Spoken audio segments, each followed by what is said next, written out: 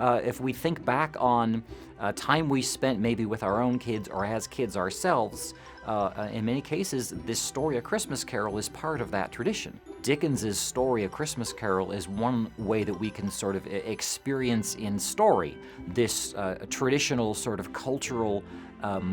representation of Christmas that many people find very appealing and very affirming and welcoming, even if you aren't actually part of the Victorian English tradition yourself.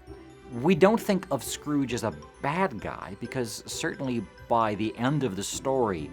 when the ghosts have taken us through Scrooge's life, we know there's some potential for good in Ebenezer. Maybe that makes the rest of us feel if there's something in our lives that we wish we could change, and it's not easy to do, then watching Scrooge's journey and seeing a story in which somebody actually has the chance to change gives, I think, the rest of us some faith in our ability to change.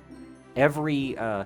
iteration, every different version of it, we know where it's going to go, and it's comforting. It's reassuring to see, if you're watching or listening to a different version, understanding that the story is still going to go in the same direction, but the ride is a little bit different, and seeing how you get there is often good. If you're not used to listening to audio stories, I think you might be surprised at just how the sound effects and the music and the background noises and the voices work together to work on your imagination. It could be a very interesting experience to sort of sample somebody else's creative efforts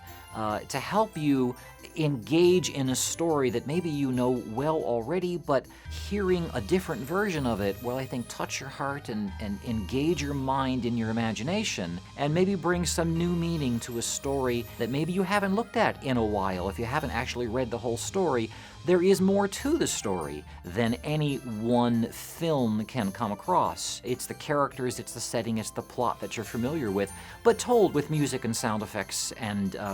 dramatic readings that I think will really bring it to life for you in a new way.